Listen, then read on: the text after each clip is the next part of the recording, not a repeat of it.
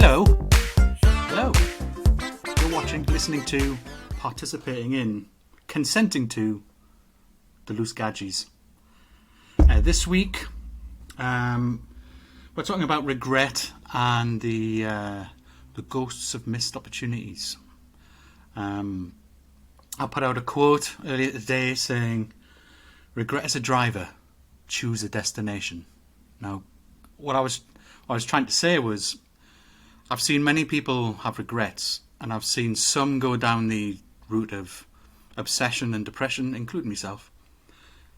And then later in life, I've used it as ambition, as a way of not repeating that mistake. And I hate repeating mistakes. So this week, we'll cover a couple of little stories to demonstrate what we mean. We'll dig into a few of the effects, positive and negative. Mark, what's crack? Yeah, I picked up the repeating regrets, and I wish I hadn't had that extra onion bhaji last night. Onion bhaji. It's got onions in it. So that's my latest regret. Stay away from the extra onion bhaji, especially when you're doing a podcast the next day, because you'll have multiple regrets. To be fair, I thought you'd be regretting the sprouts you were talking about the other day. What did you have? What was it? Sprouts with what? Yes, garlic. Yeah. So it's a combo that's a disaster in the bedroom area. You can get hazmat suits on Amazon, I think. Yeah. You know, the full Marty McFly. You know that business on Back to the Future. Yeah. Just one for Anita if she's watching. I should probably ask for an edit of this and be able to put some salty comment in, like, you know, I'll he's get an you some animal. Febreze for Christmas. Yeah, and guess where I'm shoving the whole bottle. There's another bedroom, you know. Oh, I was telling me, Mum.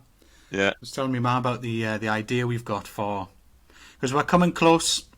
We're on 425 as of right now. 500 followers is coming quickly. Yeah.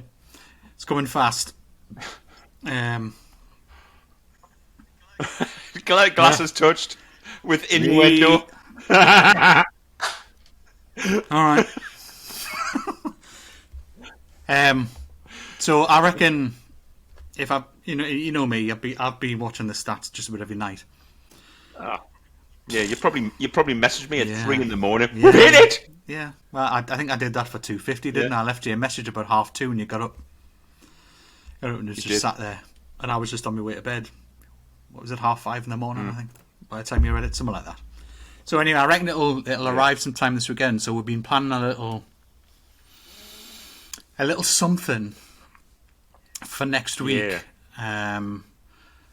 I've had to inform my mum about it because it involves, you know, some sayings and that. And one thing I did promise was I'd talk about some people that have been ferociously sharing and liking posts on our Facebook page, because one of them was Patricia Byers. She's liked just about everything on there, and then there was one of them,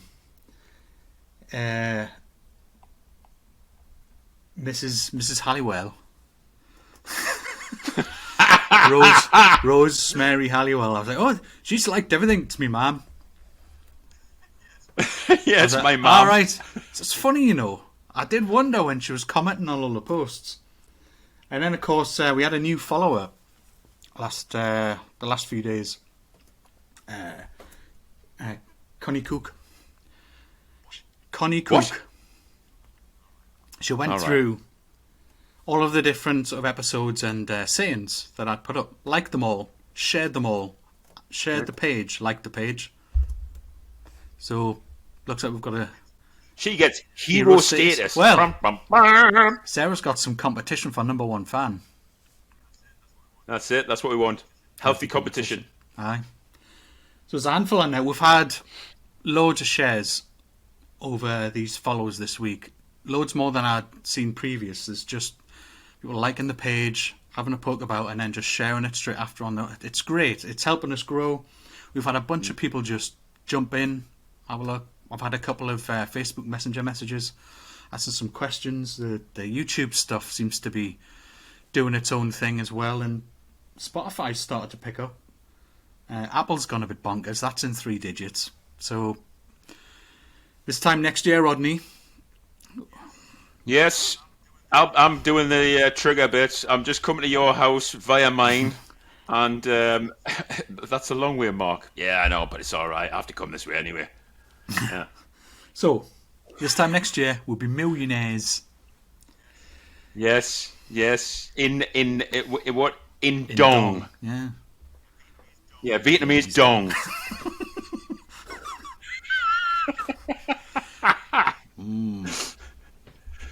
Yes. Yeah. So I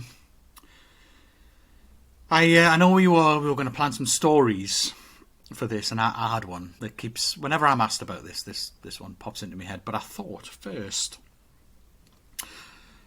I was researching the quote, as I do, and I went through. I sent you a couple of versions, didn't I? Like regrets improve your future thanks to your past, that kind of thing.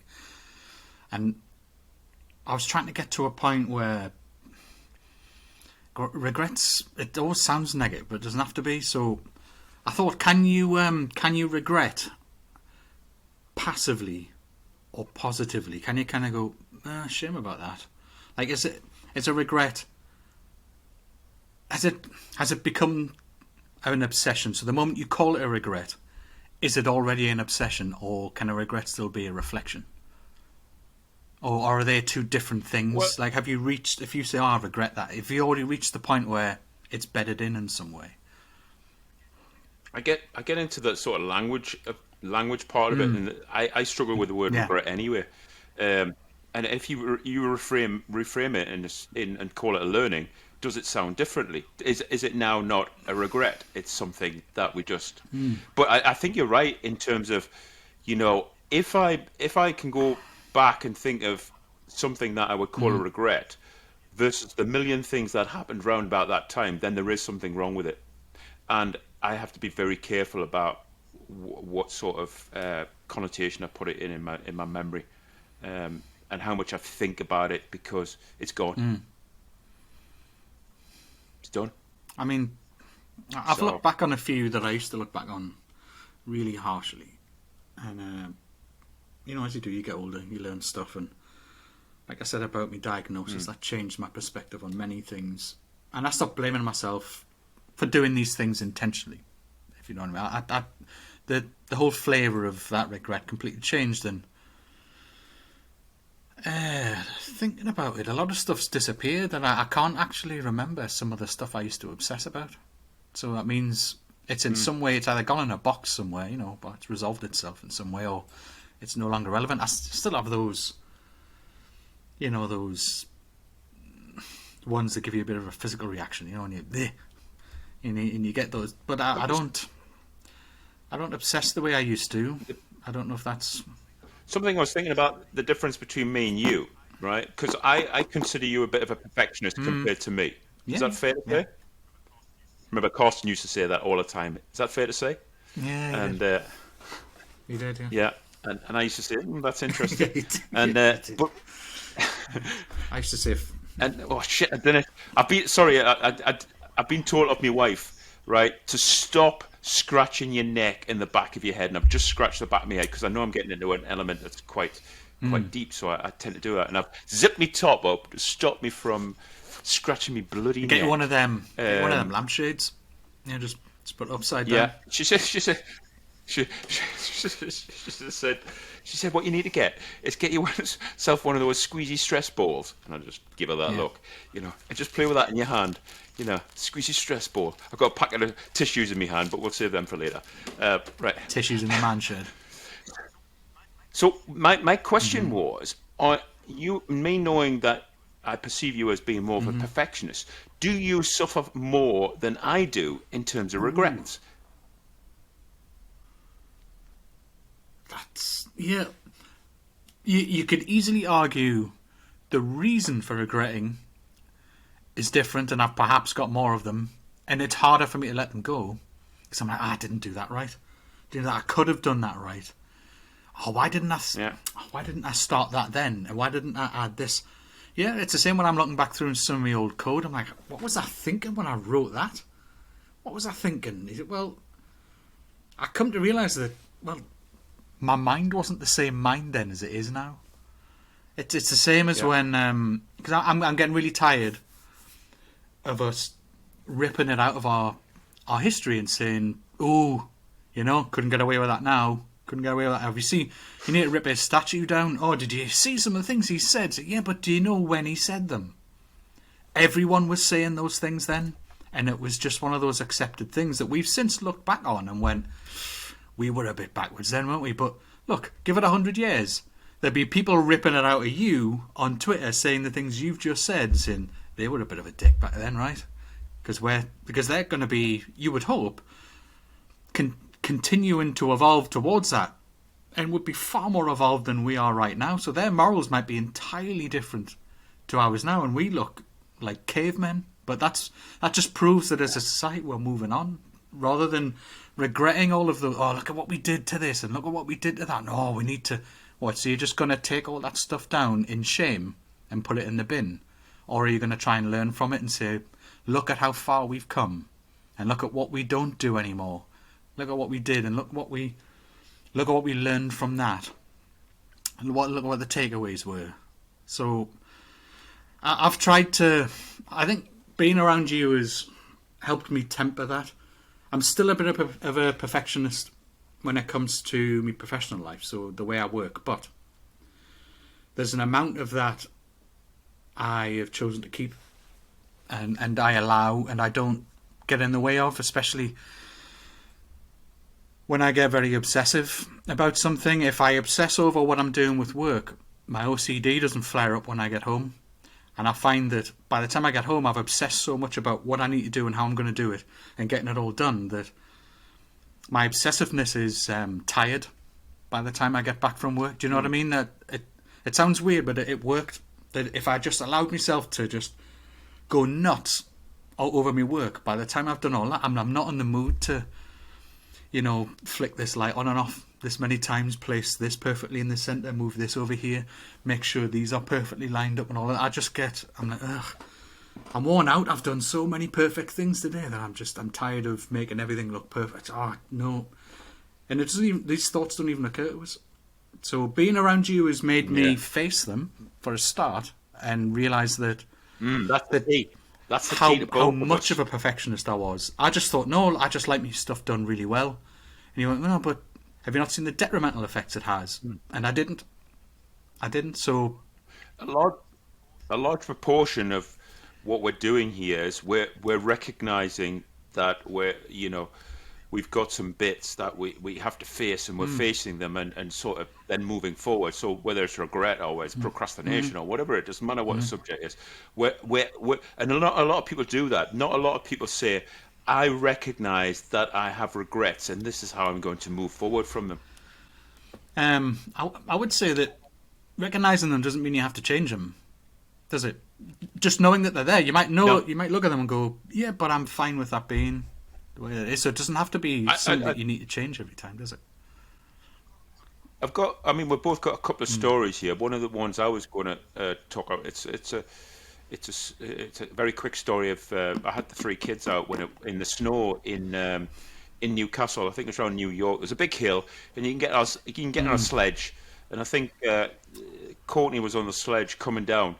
And just as I looked, I saw that she was coming down fast. And at the end of the run, there was basically a rubble wall with a wire fencing. And I recognised that she was going to go into the wire fencing. Now you can imagine, where I'm going. So in a panic, I basically jumped on her and kneed her in the head. She's only like 6 or 7, and I bust her lip. And I constantly went back and regretted, what actually happened. But then recently I started thinking, well, okay, consider yourself the hero. You're the hero that stopped her from getting decapitated. So the fact that you can reframe that regret into something positive, you can almost now start to put it in its little box and move forward from it. the result made you forget the reason why you did it in the first place. You did it to save her life, or at least to save her from harm. So your motivation was right, but all you seemed to care about was the way that you did it. So, but if I just jumped this way instead of that way, or if I'd... Well, it was more about the fact that I consider myself a complete idiot for putting her in that situation where there was a fence at that end. You know, this continuous risk assessment we should do as people when we're crossing the road, blah blah blah. We should be looking, and to let her go down a sledge and look at the bottom, and it doesn't take a genius to work out that is a hazard and there's a risk. And that's the bit I beat myself up about not assessing the risk adequately enough. But it took me a few years to sort of reframe it and put it in a different story and then move past it. Yeah, because you meant no harm. You meant to save her from harm, right? So your intentions are honourable. But you replay the story back in your head, and you actually create a new conclusion to the story, which is quite a horrible graphic story, which doesn't exist. Yeah, you invented it. It didn't. Yeah, I've invented it. If you had perfect recall, right, and you could replay the entire memory from scratch in perfect detail. So if you had like an eidetic memory, it might be different. You might realise that, oh well, you didn't spot that fence when you went in, or she might have piled up the hill and deliberately pushed herself really fast. You might not. There may have been a whole bunch of factors there that actually that was always going to happen the way it was going to happen. But you won't know because memory's so blurry. You kind of go, oh, I should have, and maybe because you kind of counter it with anything reliable, can you? No. The interesting thing about doing the NLP part was it talks about cultivating self-compassion within NLP, and so I almost create this vision of, right, I'm going to go into that vision, and I've got my cultivating secateurs, and I'm going to cut that image out into an image that I like, and then I'm going to make it smaller, wrap it up neatly in a bow, and then and that's what sort of NLP teaches you to do, is to take the image which is really causing you a problem and reframe it and almost have a bit of fun with it. So you're actually taking the energy out of it, in a way. Yeah, you're desensitizing it and making a little bit of fun out of it, because when it comes into your mind is playing tricks on you, isn't it? Your mind is trying to do something not nice to you. So if you can sort of have fun with your mind and say, I've cut this image up and I've made it into something else, so you're being a complete arsewipe because you're trying to bring it back. And just play with the images that way. Get your pink pruners out and make a nice little image out of it. I'm quite often in the kitchen making tea, something pops into my head, something random, and I'm saying, "Oh, stop being a dick." That's my first. Stop being a dick. You're being a bellend, and then I'll try and be. I frame many things in the third person because it helps me look back at the thing with a completely different perspective, and takes out the effect on me because I'm being someone else in that moment, and I'm looking back and saying, stop being a dick. You know this, this and this, and it was that. End of. And I'm like, yeah, and then I'll kind of come back into myself and go, yeah, that's right, actually. And then I'll just continue making my sandwich or whatever it is, and it's a habit. It's a habit. It's a habit I formed, but it was a habit I needed to form, was just look. And interrupting was a skill I learned from counselling's never worked for me, really. I just sit there and go, what we're talking about? What have I got to say? Who are you? Where do you want me to start? It just didn't. I went for a couple of sessions, didn't work. But the one thing I did take away from it was a book that I lent to, if you remember, a receptionist when we were in Hebron. The grey hair. Yeah. Yes. Her brother was having all sorts of stuff going on. And when I told her about the book and what I got from it, she asked to borrow it. and gave it to him because I was like, oh look, I didn't expect to get anything from a self-help book. Really didn't. I just thought, yeah, it'll just be.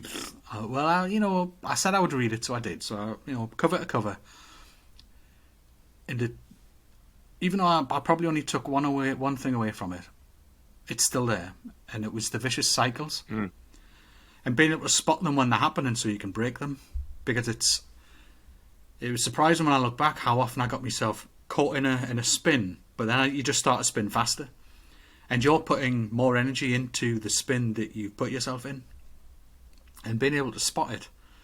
And the way that it framed it, phrased it, entry points into it, and being able to identify your entry point into when you're about to go into one so that it doesn't start in the first place. It takes practice. And you've got to be honest. You've got to be honest with yourself. Am I going? Yeah, I'm going off the rails a bit. You've got to be honest with yourself and say, no, I'm in control. No.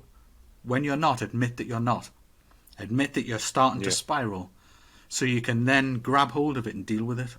It took practice, but it was a massive piece of enlightenment. It was these things run in circles, and you've got to break them. The best thing you can do is not get into them in the first place. But it took practice and some honesty. Honesty is probably the right word. Being honest with yourself about it. Just we sort of, as we're prepping the show, we said we'd share what we would consider our number one regret. I find it difficult saying the word regret, but that's the subject. So which conclusion did you come to out of the millions of episodes we've had in our lives? It's funny, I think I said that to you at the time when we were messaging about this during the week, and he said, oh, just think about that one, and one immediately popped into my head. It's the same one that always does. But then I thought back, well, because you followed it up with, look, you've probably got lots, but pick. And I was like, yeah, but no, because there are lots of things I might like to, if I had the chance to flick a bunch of switches, and be able to say, what would happen if I did that one?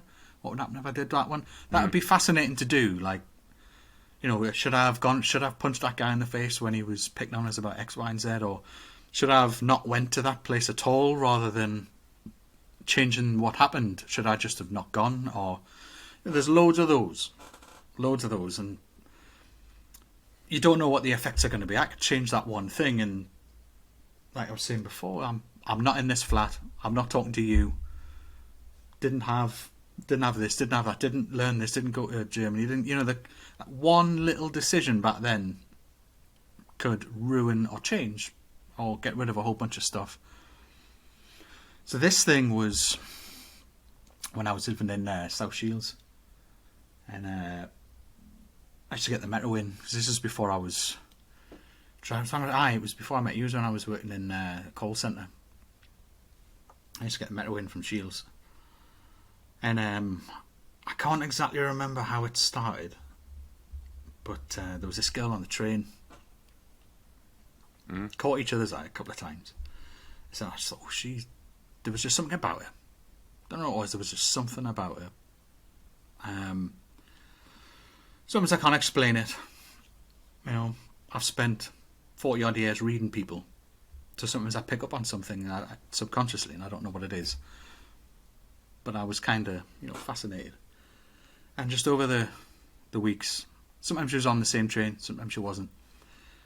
But I started to notice that she'd noticed, and we were noticing each other. I was like, ooh, right. And then so I thought, what? Does she always get on the same train? I said, yeah. So I was like, it's always that one. So I made sure I got up at that time instead of the other time. I went, right, I'm going to make sure I get that train. She was always on it. And then we always got off at the same stop at Central, and she was always further up the train than me, so she was always on the escalator ahead of me, right? And I just noticed she started to always look back, and I was like, she probably thinks I'm weird, but she had this look on her face, right? And I'm not very good with signals, right? So that's just why I'm no good at asking anyone out, because I'm no good at reading anything, interpreting things, and sometimes just stuff falls out my gob and I've said completely the wrong thing. So I have zero confidence because I don't know if what I'm going to say is right, as well as having nerves about the approach in the first place, these two things together make it near impossible for me to do the asking out. Unless I just go, do you know what, make a mistake. Yeah, but these days, mistakes for men these days can be quite punishing. So, anyway, there was a lot of looking back. And we're still catching each other's eye, and there was just a look in our eye. And I thought, do you know what, right? There was one morning, it was weeks, months later, I just looked up the escalator and I went, I don't know if I was speaking, you're going to hate this. I know you hate this. I know you hate this stuff, right? And I asked the universe, right? I just said, look, if this is meant to be out, if I'm right or wrong about this, tell her to ask me out, right? And I just laid it out and went, look, do that. And then, do you know what happened? Nothing. Went up, we got to the top of the escalator, go through the barriers. And we always went out the same stairs, heading down towards where the taxi rank is under the bridge, at the Central Station. We always went left out with the got to the top of the stairs there, and of course I had me little rollies, and I just had it in my gob, ready to light. And she was stood at the top of the stairs, turned around, and asked me for a light. She said, sorry, I always get really nervous when I need to ask somebody for a light. But it was just the way she said it, and she was just looking, and I was like, and I was completely dumbstruck, because I just said that to myself on the escalator, right? And I just had this tab hanging out my mouth, and I said nothing. I said absolutely nothing. And there was just a pause moment there where there was a wait for my response after I lit a cigarette. Bearing in mind, she didn't normally light a cigarette when I walked down to work. Just this morning, she stopped and asked for a light. And there was just this moment, just this anticipation. And then she sort of clocked I wasn't going to say anything else and walked off. I was like, fuck. There was just something in that moment, and it felt like I was supposed to say something there, and it felt like it wasn't just about asking for a light, and how giddy and silly that moment all felt, and how genuinely nervous she looked. And I was just stood there with this tab in the middle of my mouth, just going, what the hell is happening? And then she sort of walked off, and I slowly walked off to work and went, bollocks, what just happened? I was more shocked that I'd kind of put it out there whilst I was on the escalator, and then it actually happened then and there. As I'm... Did you say I'm her a man again? of science, yeah. Well, the odd morning I did, and I was like, look, go. And I made all these plans, right? I'm gonna ask her for a light. And we say, I forgot my lighter. So I sometimes get nervous asking for a light as well. Just do something silly like that. It just never felt right. But this is the problem. The perfectionist in me is like, that doesn't feel quite right. That doesn't feel quite right. Oh, that's not quite perfect. No, maybe you should say that. I spend more time thinking than doing. Now I look back on that with oh well, it was a moment. It was nice. Although Anita might tell you, well, if it was meant to be. Well, in a different universe, as you would like to say it, you're married and you've got 16 kids. Yeah, that in a parallel reality that has happened somewhere. There is a universe where that has happened, but it should have been mine. It should have been my universe, and it wasn't, because I'm a chicken. I'm glad they can't see what I'm doing. I'm gesticulating at the moment. I was too chicken. Well, no, I'm not gesticulating at that. I'm talking about your alternative universe where you actually have got 16 kids in this alternative universe. But what I find fascinating about that, Simon, is your regret is about somebody you don't know anything about. It was a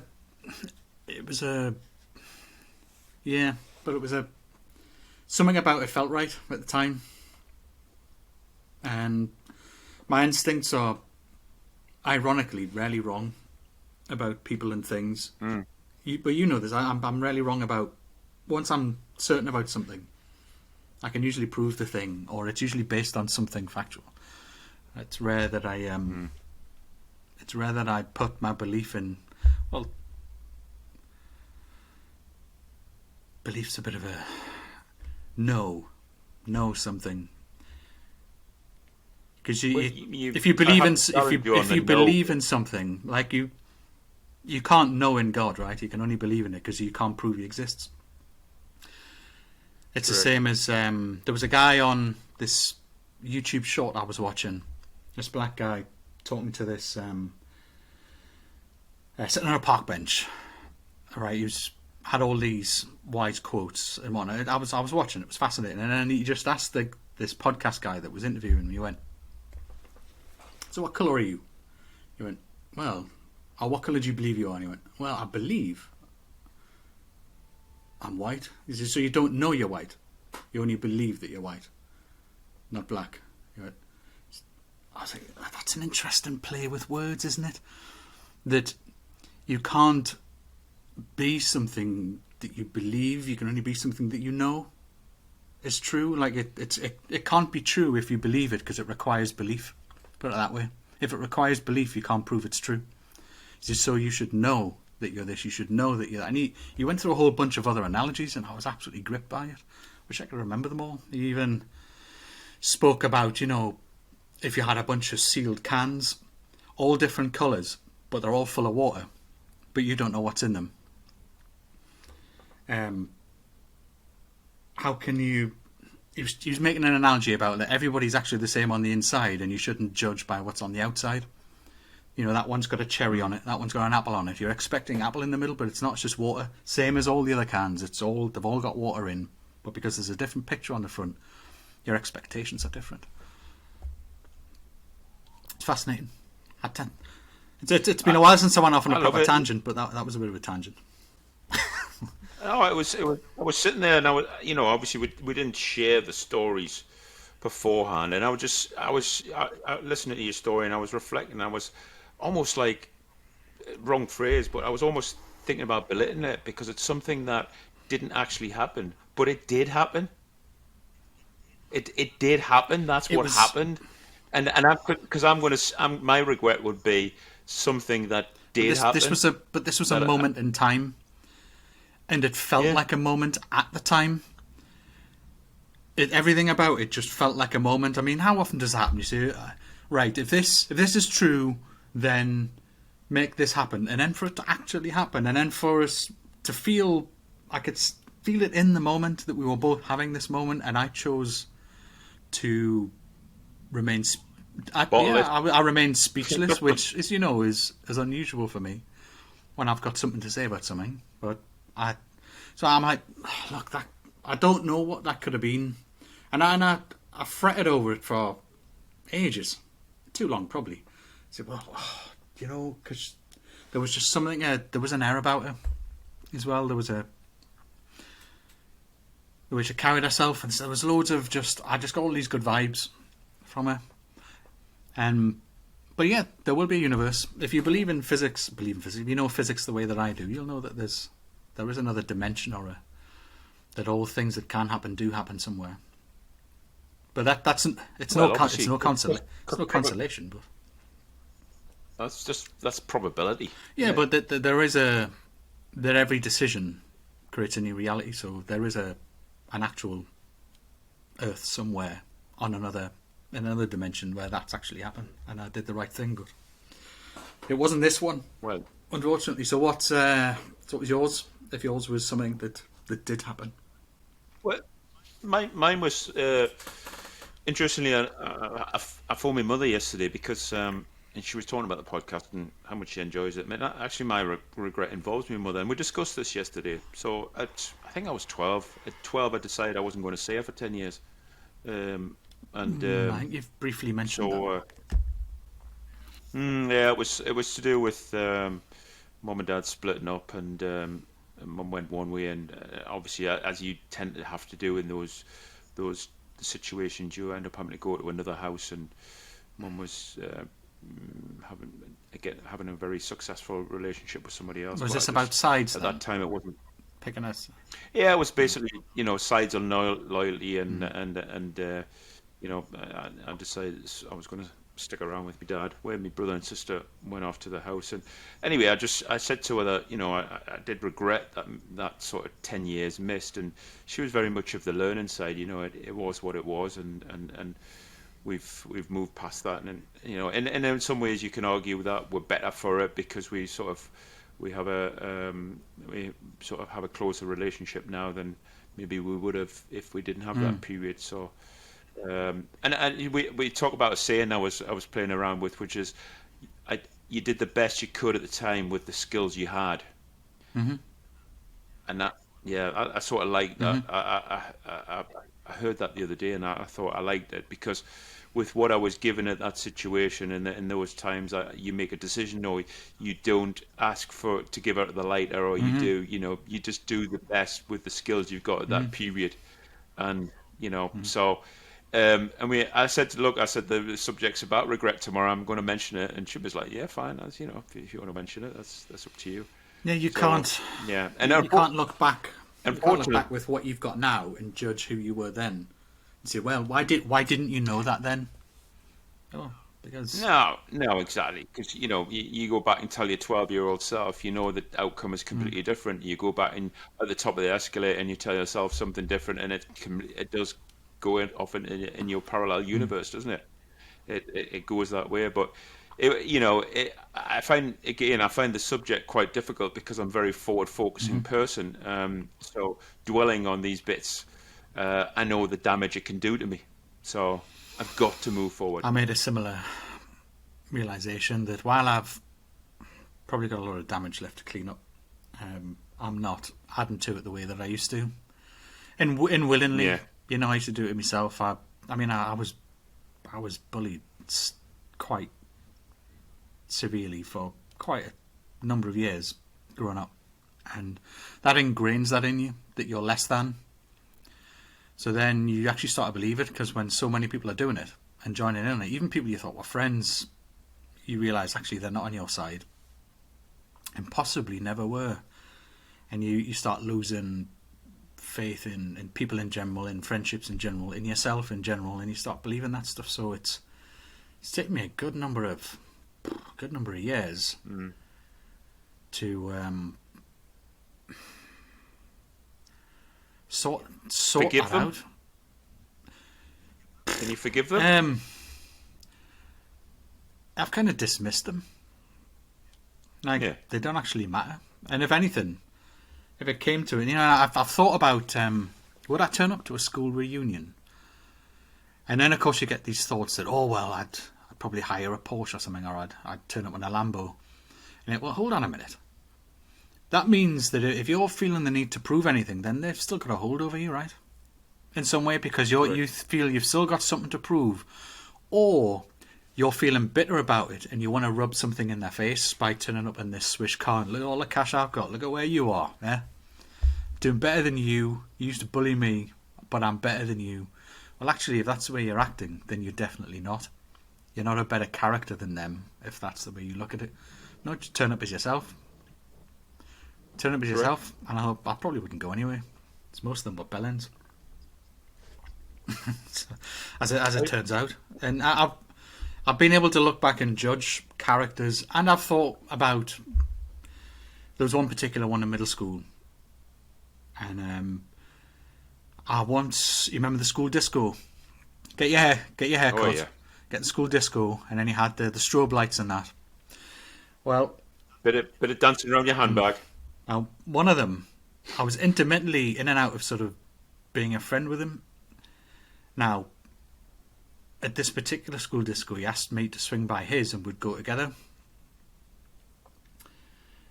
And then I met his dad and the kind of character he was. Now, I didn't clock at that time what that meant and what that meant for the person that he is or was at the time.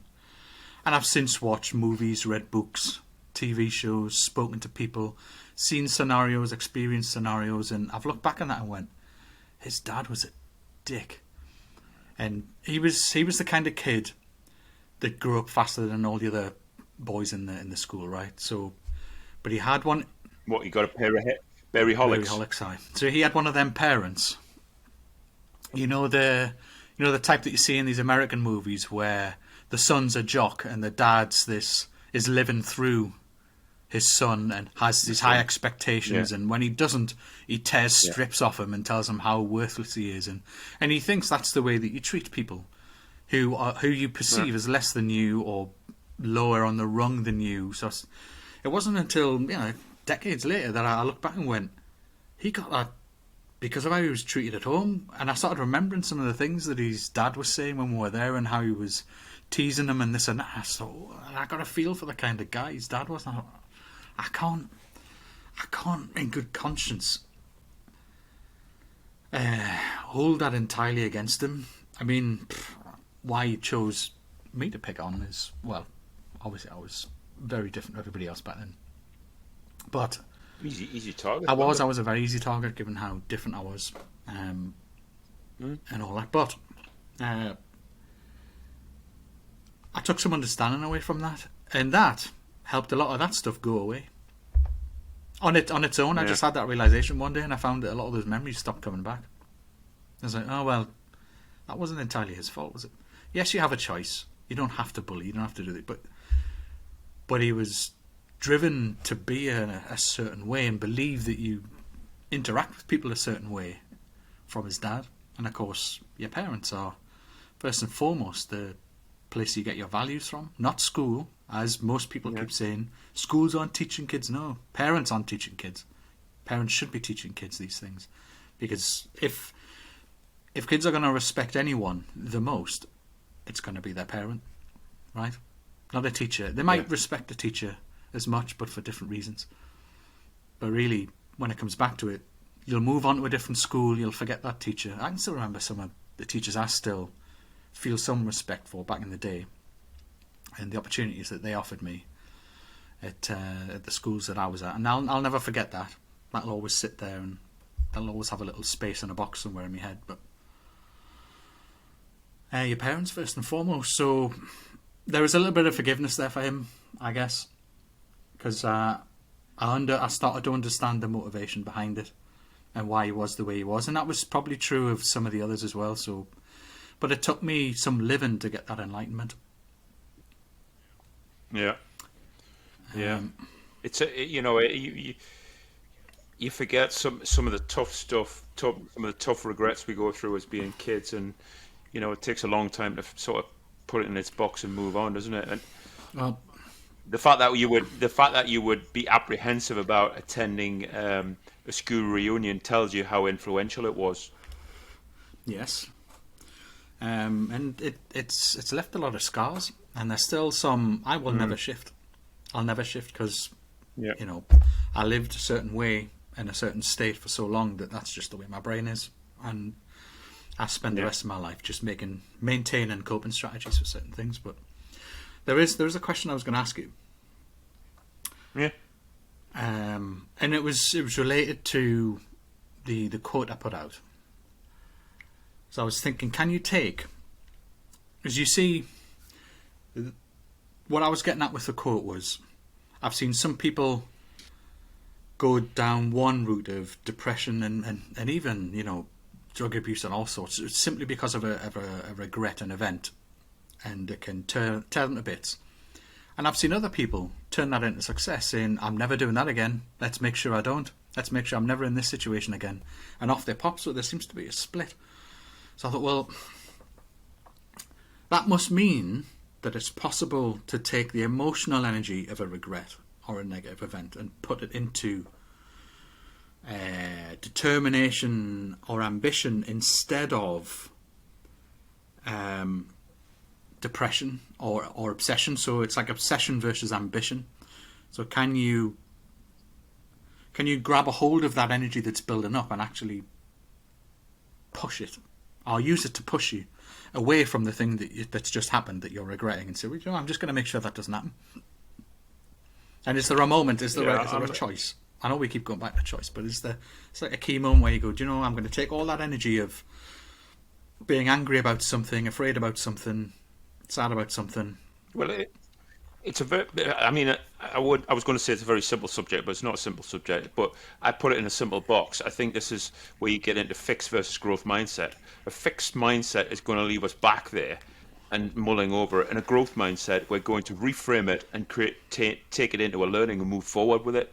And we're going to reframe that. And I keep saying reframe it. We're going to reframe it into a positive aspect and say, similar situation like that at the top of the escalator. I'm going to say, yeah, I've got a lighter, but would you also like to go for a coffee?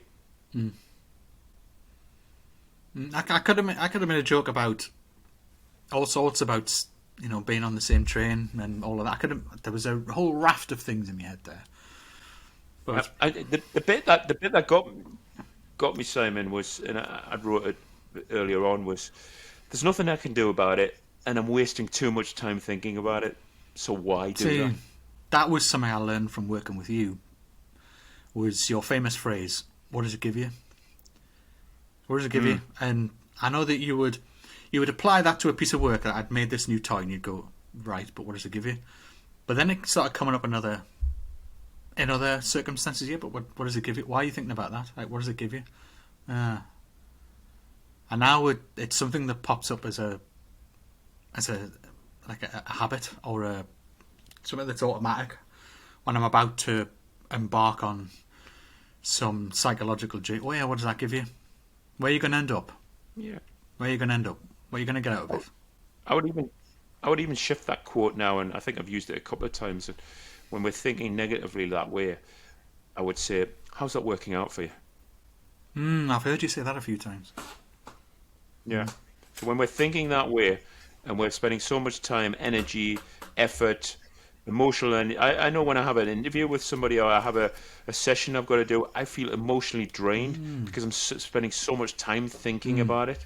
Uh, and then I ask myself the question, how's that working out for you, Mark? He's like, you're an It's idiot still. You're still it's an funny idiot. that because you have stepped out of a few bits and pieces and just went, you know what? No, turned down bits of work, or Yeah. you've stopped a bit of coaching, or what have you. Went, no, you know what? No. So I've seen Yeah. I've seen you do that. Come to some sort of decision. Well, it is. It is as we're doing. It's all about reflecting and looking in those past situations where I've made this decision based on similar parameters at the escalator or with my mother or whatever, and I can sense it coming, and I'm going, that ain't going to work for me going forward, and I'm going to have to change it because we're getting into a similar situation that we did, and I could make another mistake or another sort of decision that is It's the wrong for same me. as me with my vicious cycles. I can see it coming. It's Yeah. almost like you can feel it, whether it's an emotion or something like a sensation. Like, ooh, hold on a minute. I know what that means. I know what that means. It means I'm starting to obsess about this thing, and I'm going to tear myself to bits about it, and I have done sometimes. Nobody needs to do it to us because I do it to myself, or I have done. I have done in the past. I'll admit I've been far better at that over probably the last 10 versus the previous 10 years in terms of. Do you think that in terms of regret, do you think it comes from us, or is it from other people that say you shouldn't have done it that way? ah ah Because if yeah, because if it's coming from an outside uh-huh, source, then it's an uh-huh. influence. But I keep thinking if I'm making my own decisions and I'm not listening to what other people say, then I'm probably going to enjoy my life a bit more. It's a bit of that because one of the other questions I was going to ask you as a follow up on there was like you see some people write this off as, oh well, he's just that sort of person, or oh, he was always going to end up like that. Was he though? Was he like that? I mean, Was he? I've obviously heard me ma. Told you Yeah, so. I've obviously heard me man Told you say, so. oh, he was always going to end up like that. Say, was he though? Yeah, well, it was predetermined. It was written in the stars. All of that. Like it's his. I know that makes you cringe, doesn't it? Or it's just the way his brain works. Now there is a certain amount. Like there are things I'm incapable of because of my neurology, right? So there are things that I'm going to do and not know I'm doing them, or not stop myself from doing them, or I can't do, right? So there's that. So there is a factor in it, but I'm also proof, given how, I hesitate to say this, I'll say it in quotes, special I was back then. I only say it that way because it's the quickest and simplest way to get across what I'm driving at. Is given how outside the norm, let's say then, outside the norm I was, very noticeably so when I was younger versus how I am now, I think is evidence that a lot of this stuff can be learned. It's not just about how you're built. I mean, yes, you have to want to, right? And it came to a point where I don't know when I made this decision, and it must have been many, many moons ago, but I was never fitting in, so I always wanted to learn more. Why did that happen? Why did that happen? Why are you doing that? What are you doing that for? Why did you say this and that? Like, I still don't understand why people say sorry when someone dies. It's, oh, I'm sorry to hear that. I don't get it. Why am I apologising? Am I apologising because, like, oh, I'm sorry you feel bad about that thing? Or am I better not saying that and just listening to them, which is generally what I do. So when did that happen? Oh, what was it? Oh, it was this. Now just let them talk. Rather than saying, oh, I'm sorry. And I tried it once on the phone. I was talking to someone and they were saying, oh, so-and-so's just passed away. And so, oh, I'm sorry to hear that. And I thought, that felt so fake. I'm better off not saying it because I didn't mean it. I didn't mean it. Like, I felt bad for them. But the words that I said didn't mean anything to me. Like, that phrase doesn't mean anything. If someone says, oh, I'm sorry to hear that. I don't know what that means. Why? It's just why language, are you sorry? Like, you could just say, "How are you doing?" and that would mean the same thing to me. You know, like, "How are you doing?" Like, how has it affected you? Well, there's this and this, and then you go off into some nice memories about things, and I don't get it. I don't know what that sentence means. So don't. It's like saying good morning. How are you today? What do we actually mean what we say in that sentence? I've had a discussion about that in the break room once. When somebody, I used to bump into on a regular basis in the break room, making me coffee in the morning, or me tea, whatever I'm having, and ask us how I am. And one day I just turned to them and said, "Do you know what? I never know how to properly answer that question because I don't know whether you're doing it to be polite or whether you really want to know how I am, and I don't want to do the." I not bad. How are you? When you really want to know how I am, and I don't want to give you a full story when you're really not interested in a story, and what you wanted was I not bad. You all right? So I don't get it. I never get that right. And they started laughing. She said, well, actually, either answer would have done. I was like, right, okay, I'll remember that. Because I always used to come into her in the break room. I just don't know.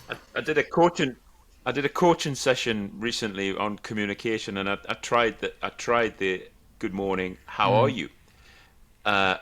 Followed up very quickly by looking them straight in the eyes and saying, no, really, how are you? And you can see the panic in people's eyes because you actually want an answer. Aye. And they're not used to it. It's supposed to be like, not used all to right, it. how are you doing? Hi, good. So, Yeah, and I go, no, really, how are you? Is it true that most of that is an icebreaker, so that there isn't like a horrible silence in the room? So when someone walks in, you're making your tea, someone else walks in, all right? Because it feels weird when someone walks in and says "nout." So is it politeness? Correct. We hate silence. Oh yeah, unless you know. I think that's a sign when you know someone well, when the room can be quiet and it doesn't feel weird. Yeah. But I never know. I could never pick up on that. I'm still not very good at it. Sometimes when I get to know someone, right? Do you really want to know how my weekend was? Oh, did you get up to much? Yeah, I just tell you things and stuff. What about you? Aye. I was just. It was a good one. Just stuff like that. Yeah, so I try and I would try and get stuff out of them first, and then go, well, they're telling me things, so that means it would have been okay for me to tell them things because we're at that level of friendship now. Right, I get it. I've got to log all these things and test them out. I did a little list of things you regret, but I stole it. I'm going to be honest and say I stole it from a LinkedIn post by Stephen Bartlett. You know Stephen Bartlett, the guy off the Dragon's Den. That's that one I know the name from, right? Right. Yeah. Yeah. He does the CEO podcast. Oh yes, yes, yes, Yeah, yes. We're following him on our we are. on our YouTube We are. channel. He's a young guy, but he's a good guy. I watched Dragon's Den last night. He's a social media entrepreneur and What's blah blah blah. But Diary of so he Diary had of a a CEO or something like yeah, that? yeah Diary of a One of CEO. those. Aye, one of them. I always get some crying, which is really good. Um, but his list, things you will regret, allowing your potential to remain trapped behind strangers' opinions. Oh, I've had some of that. I've had some Yeah, of that. Yeah. yeah, Allow other people to tell you who you are and what you do and whether you're any good at it. Yeah. It's yeah, well. Right. yeah. Right. Don't sing because you're shit at it. Uh, Okay. that, Uh, in whose opinion? it's likely true. It's likely true for me. Yeah, I'll yeah. be one to accept that Spending more time thinking about the past than living in the moment. one. Oh yeah. That's a hard Yeah, one. Not yeah, realizing. Do you realize you've been out all night with these people and you haven't enjoyed a single minute of it because you were too busy thinking about the thing you did wrong yesterday and what you were yeah. going to do? Or the argument you had Yeah. with somebody Yeah, yeah, or look at all that whatever. fun you missed. Look at all that. And then Yeah, now you're going to regret that. yeah. Yeah.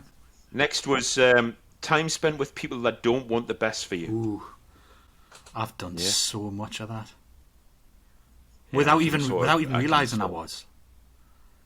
yeah, yeah. And of course, the problem we've talked about this in the past. You start to mirror them, which is Oh, worrying as well. I learned that from Darren Brown that Yeah, he described the tactic where he was one of his specials. He was sat in a cafe. There's a guy over the end of the cafe, and he sat there, and he just started mirroring his actions. And before long, he started to mirror him instead, which he then went. yeah, At that point, I've got him technically yeah, hypnotized. But we spoke about this about a little while ago, the way friendships work and choosing your company wisely, because people do mm, rub off on you. You do start inheriting some of their habits and their views, ways of looking at things that they do, the way they do them. They do. You pick up their yeah, habits, don't you? yeah. I still haven't bought a caravan. Thanks for that, Simon. But when you do though, when you do, When I do, it's going to be the you'll dog's have no bollocks. regrets because you'll have properly researched Yeah, it. But yeah. are you going to do a proper walk around when you buy it, like just before? Kick the tires, have a look underneath, open all the doors, I'll have my torch, my railway open torch the out. cupboards, all of that. Yeah, yeah. Never. Here's a one for you. Never taking risks. Oh, we've just covered that for you. There's a So bunch. There's a yeah, bunch. Some of it is guts, and some of it is I don't I don't know how to approach it, and or I've tried it, messed up, and I've not understood how or why I've messed it up because like I've seen it a certain way and said something. Everyone's went woo. I'm like what? And I'm like, well, right, I'm too scared to try that again. I might get because I've misunderstood it. It's these social yeah, type things. No, so there are some, yeah, bits and pieces. yeah. Mine would probably be earlier days business opportunities Yes, where I thought I would, yeah, you know, yeah. you I take could a have risk. started working for myself more than Yeah, once. Yeah. yeah, yeah. Neglecting. Oh, that's easy for me to say. Neglecting family. I always remember this one because it comes from the Seven Habits of Highly Effective People by Covey, which talks about deathbed regrets. So when people are on Yeah. their deathbed, they're talking about not spending enough time with family. They're not talking about work. They're not talking about, colleagues. They're only talking about not spending enough time with family, and it's a big regret for a That lot of people. project. Oh, I should have spent a couple of hours on that project. No, that's not what they're thinking, is it? In their last moments, No, they're no, like, oh, no. You I know, wish so and so was here. I wish I hadn't fallen out I, with so and I, I, so. yeah, I remember. I probably said it again. I was being in sort of Thailand and having this epiphany that I just wanted to come home. I don't know. I wanted to be near my family. And yeah, so packed up and left. Yeah. I put a couple of that was the end of Stephen's list. I put a couple of my own on the bottom, which was what if, what if. So spending a lot of time doing It's what a if, powerful, what if. question, isn't it? It's Yeah, almost, it's. yeah, I would say, what if is, what if feels negative and then feels positive. Is that I tried to put that across in some of the quotes I've put up. Is yeah, well, I'm gonna come home with this medal, and then what's next? What's next? Whereas, oh, yeah. what if I'd trained that extra hour? I'd be gold, not silver. Would you though? How do you know? Would you? Maybe he's just better than you. What if I'd Exactly. What if I'd gone down this street instead of that one? You know, like that movie Sliding Doors. Not Yeah. that I've watched it, but I've heard plenty about it. I think it's Paltrow, isn't Yeah, it? yeah, Gwyneth where Paltrow. it comes out of the train. Yeah, go left instead of right. What happens? Yeah. Yeah, it is It very can much be. It about can the be a very subject, isn't it? destructive question. What if? Yeah. What if you Yeah. spent too much time thinking about what if and forgot to look at Yeah. your hand ends? Yeah. The last one I had on here, which is quite good for me, was not reviewing your beliefs and values earlier. I just wish I'd sat down and gone through my beliefs and values and said, oh, this is working for me and this is not working for me. And, I always use the analogy of my grandmother, if I'd fell over, would put butter on my Oh, I forehead. remember that. And, Put butter on yeah, it. and yeah, put butter on. It's better now. It's better now. And it's like, yeah, and that's just a kind one, which is a nice one, which you can reflect with really fondness. But there's a lot of sort of beliefs and values. I won't go into any details, but I sort of thought they're crap, and I'm leaving them behind. Um, but yeah, what was interesting though is when I sort of did a little bit like you, I did a little bit of research. Was regret is ranked as the highest, uh, the highest in terms of negative emotions. It's the highest one. Really? Yeah. So it obviously plays a huge part in all of our lives. Um, you know, People who say I don't have any regrets, I'm like Robbie Williams, I sing that song. But the truth is, we all do it. Do you think? In Do you some think shape or it's form. because regret's your entry point? Because regret's like the starter to all the other emotions you're about to feel and all the other thoughts you're about to have. That it's the beginning of all the other negative stuff. So it's the most negative because it's the start of so many of the others. That without that, the other ones perhaps wouldn't be quite so prevalent. Yeah, because I mean, I was listening to a bit of psychology this week, and we can't help it. It's ingrained us to think negatively. That's our default. Our default is negative. And so if our default is negative, then we're going to sort of focus more on regrets. That if we have to train ourselves to be more positive, Negative feels easier though, doesn't it? well, it's fight or flight, isn't it? It's just flip and run away. Yeah, negative weirdly feels easier, but it's the harder road. Yeah. It's the easier one to sort of choose, but it's Yeah, the harder it's it the always hardest one on you, if you know what I mean. yeah. I was having a little quiet time with my daughter this week, and something she said, and I said, "You got to be careful of saying this always happens to me." Your little pity potty, or whatever you call it, and you know, um, and we default back to that bit. Oh, it's me. It happened to me. Yeah, yeah. Me. Why me? It's not a great Yeah, question. yeah. Get up and move forward. You know. There's a question I just said. How do you move forward? I wrote a couple of bits. Knowing that there's nothing you can do about it in terms of regrets, things that have happened, you can't do anything about it. So if you know there's nothing you can do about it, that particular incidents, then you move on to forgiving yourself and having some empathy for yourself. Yeah, And the tough one, I guess, when we're talking about situations back at school, etc., is forgiving others. They've moved on and they don't even think about you. yeah. That thought occurs late. much later than everything else, is they've probably forgotten you exist. And for some reason, because it feels sort of fresh in your head, you presume, must be fresh in theirs. Well, no, they kind of, as soon as they left school, they were on to other things. Yeah, they're bullying somebody else, or they're actually not a bully now. They realise they were an idiot or at some they've been point. bullied since. Out gonna happen. Yeah. Because somebody's bullied them, not with physically, but with mental bullying, because they're more intelligent than them. Made them feel sort of either insecure or inadequate. That's the word. Yeah.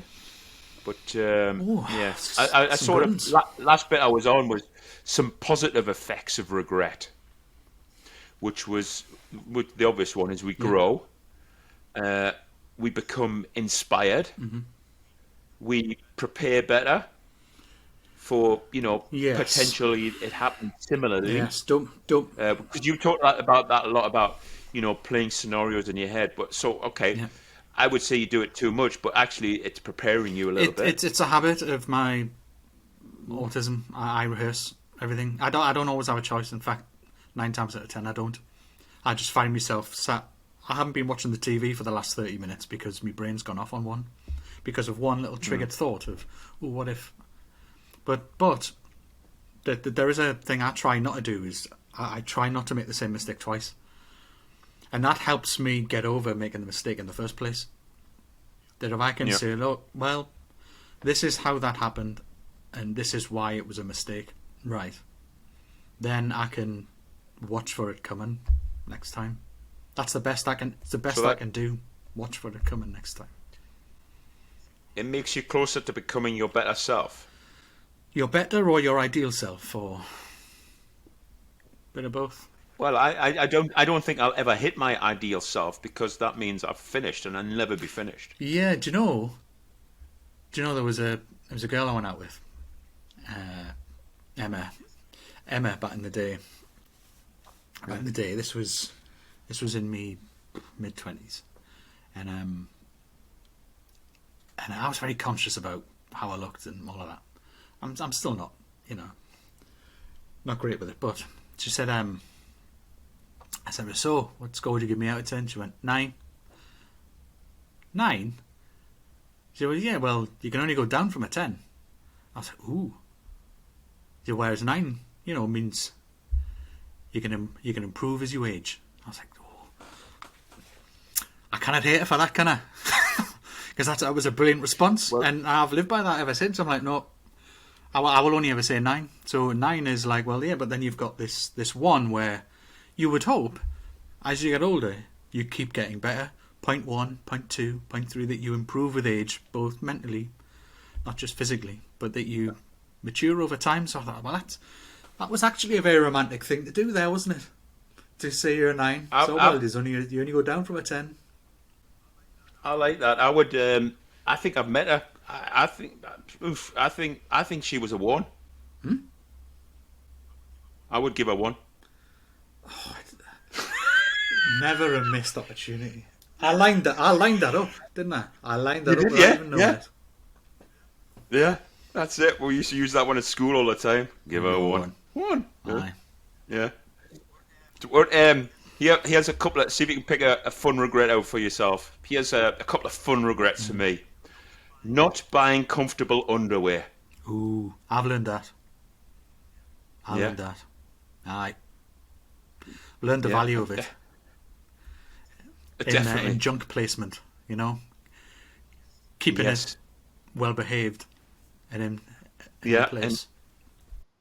And of course, we go through, we'll probably try. I was in Marks the other day, and there's so many different varieties. The hipsters, the Ys, the silky ones, and that we've just got to be careful, haven't we?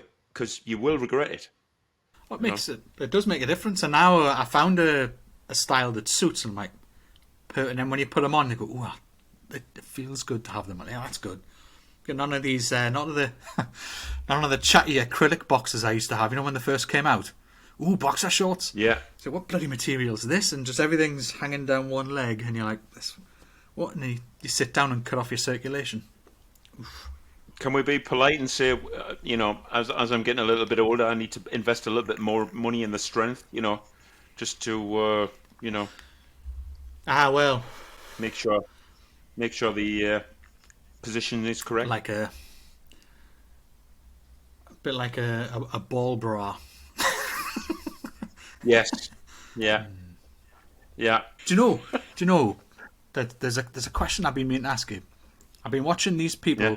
on this talk show, and I have different people on each week, a mixture of different men and women, blah blah, right? And some of the blokes on there always sit, not just legs crossed, with their knee up like that, but actually crossed over. I'd crush something if I did that. Like, stuff gets in the way. How can he sit? Is it normal? Is it normal to sit as a bloke to sit with your legs actually properly, fully crossed, one leg hanging over the other? Like, am I doing something wrong? Am I doing something wrong? Oh, I do that all the I time. do it. I do it. Stuff gets in the way. I cannot. Right. I'll show you. I'll just demonstrate. Are you ready? Just right. And when you sort of move your leg across, you talk like a bit like this. I don't get it. I don't get how blokes can do it. Just sit there, and a hand on their knee, and I'm like, how is that comfortable? Have you got some sort of harness in there that keeps stuff in place? Nah. No. Well, actually, I thought about it because I've been in some meetings where I do that, and I've now actually got my leg crossed and my hands on my knee, and it looks like you're not relaxed. You're waiting for. It looks like you're waiting for an interview.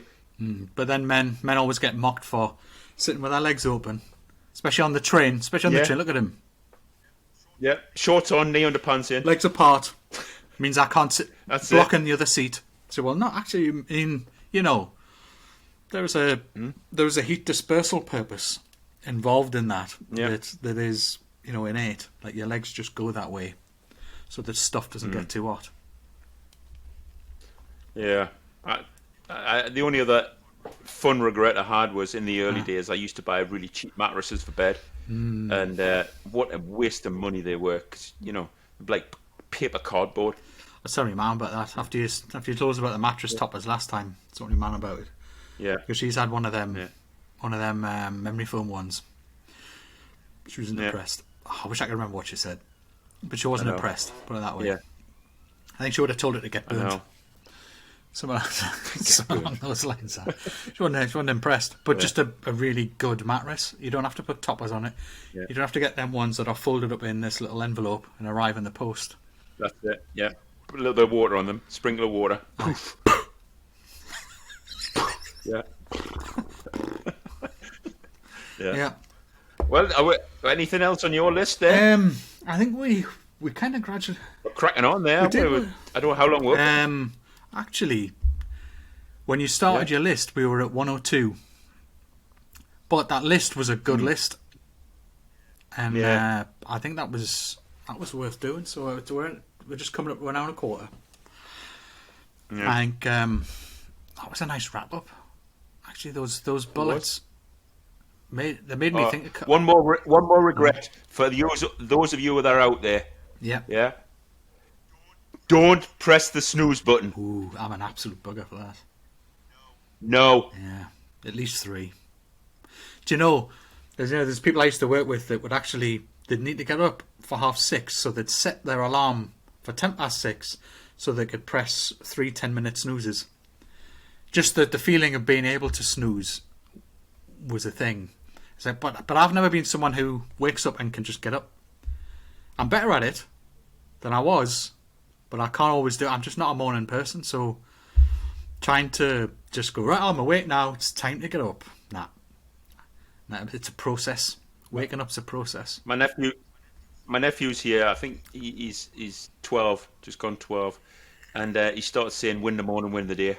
Love it. Ooh. Yeah. You've left an impression. That's it. Not Mr. Grimsdale. Mr. Grimsdale! Mr. Grimsdale! For unfortunately, you have to be probably about anything over 45 to know what I'm talking about. Yeah. Never mind. Anyway, good one, that one. Yeah. It's good. Yes. Yes, there was plenty of structure. Plenty of bits. I did like some of them bits he did at the end. looking forward to watching that back later on. Yeah. So, out Monday, hopefully. yes. So I'll get that edited. I'm usually done with the edit by sort of Saturday evening. Well, my Saturday evening is usually, Sunday morning. Yeah. I've already done the artwork though, so I've already done the thumbnail. I've already been on the iPad, done my drawings. Good. I've already got that done. So really, I just need to do the edit and get that. I do try and smash it out today so we can both sit and watch it and do a bit of feedback on it. See what we thought of it. Yeah. I was a Spotify member this week. I listened to it on Spotify. So I always do it on YouTube because I just like to. Remind me next week. Somebody on a podcast said there's no such thing as a visual learner,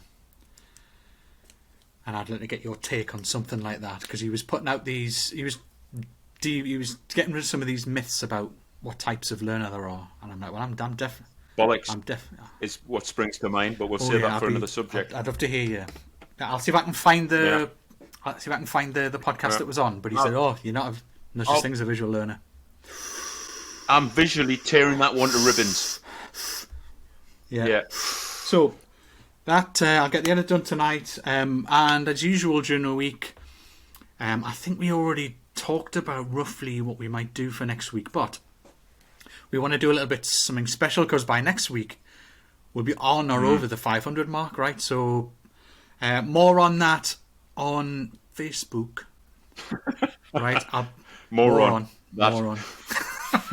I'll put out a Facebook post when we've finished the prep on some of that. It's going to be pretty cool. I'm looking forward to it. I'm excited. And then other than that, pick your platform: Spotify, Apple, YouTube. Have a listen. Give us some feedback if you want us to pick up on some topics. We will be. There's one thing I meant to mention was we will be. Once we get beyond episode 10 next week, we said we'd start inviting some people on.